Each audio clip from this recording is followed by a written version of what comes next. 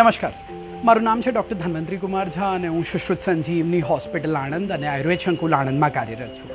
આજે આપણે જાણીશું કે આ વરસાદની ઋતુમાં મોન્સૂનમાં જ્યારે આપણને શરદી, ખાંસી કે તાવ આવે છે તો તેના માટે તમારે શું કરવું જોઈએ અને તેના માટે આયુર્વેદમાં શું કહેવામાં આવ્યું છે. જનરલી મેં કેટલી બધી વાર તમને જણાવ્યું પણ છે કે વાયુ દોષનો પ્રકોપ થાય છે આ સિઝનમાં. સાથે સાથે કેમ કે વાતાવરણમાં ચેન્જીસ છે, એન્વાયરમેન્ટ ઘણીક વારમાં ગરમ, ઘણીક વારમાં ભેજવાળું, ઘણીક વારમાં વરસાદવાળું થાય છે, તો એના કારણે ઘણા બધા વાયરસજન્ય રોગો, વાયરલ ડિસઓર્ડર્સ થવાના ચાન્સીસ વધી જાય છે. એમાંથી મેઇન જે વાયરલ ડિસઓર્ડર્સ છે એમાં આવે છે શરદી, ખાંસી અને સાથે સાથે અમુકવાર વાયરલ તાવ. આ એટલા માટે થાય છે કેમ કે આ સિઝનમાં જે બેક્ટેરિયા છે, ફંગસ છે, વાયરસીસ છે, એમને ગ્રો કરવાનું એક સારું એન્વાયરમેન્ટ મળે છે અને એમાં પણ ભેજ, ઉમ્મસના કારણે ગ્રોથના વધારે ચાન્સીસ આપણા શરીરમાં મળે છે. હવે આ વસ્તુના કારણે જ્યારે આ વાયરલ વસ્તુઓ આપણા શરીરમાં જાય છે, વાયરસો આપણા શરીરમાં જાય છે, તો તે અલગ અલગ પ્રકારની તકલીફો ઊભી કરે છે. આના માટે મેઇનલી જે આયુર્વેદમાં વર્ષા ઋતુમાં કહેવામાં આવ્યું છે એમાં તમારે સૌથી પહેલી વસ્તુ પાણીનું ધ્યાન રાખવાનું હોય છે.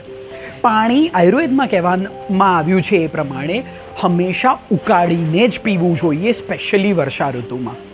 એને તમે થોડું ઠંડુ કરી લો, હુંફાળું કરી લો અને પછી રૂમ ટેમ્પરેચર પર પીવો તો પણ ચાલશે. પણ કેમ કે પાણીમાં પણ કેટલી બધી વાર આ બધા જીવાણુઓ પનપતા હોય છે, ઉગતા હોય છે, એના કારણે આપણા શરીરમાં ડિઝીઝીસ થવાના ચાન્સીસ વધી જાય છે. તો જ્યારે તમે પાણી ઉકાળો છો તો એ વસ્તુને રિડ્યુસ કરી દો છો.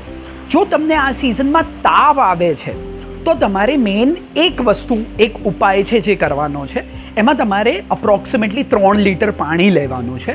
3 લીટર પાણીમાં અડધી ચમચી સૂંઠ, 1 ચમચી જેટલું અજમો અને જીરું અને 1 ચમચી જેટલો ધાણા પાવડર, આ ત્રણેય વસ્તુને મિક્સ કરીને પાણીને ઉકાળવાનું છે. આ 3 લીટર પાણીને 10 મિનિટ જેટલો સમય એને કન્ટિન્યુઅસલી ઉકળવા દેવાનું છે. આ ઉકળી જાય એને નોર્મલ કરો, ફિલ્ટર કરીને એક થર્મસમાં ભરી લો, એટલે થોડું હુંફાળું 24 કલાક માટે રહેશે પાણી.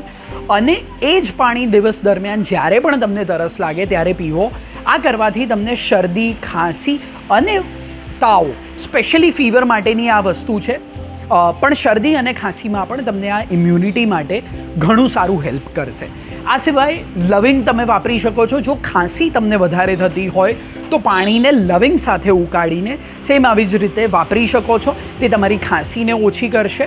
અને જો તમને શરદી થતી હોય તો એ જગ્યાએ સૂંઠ એકલી પણ તમે વાપરી શકો છો.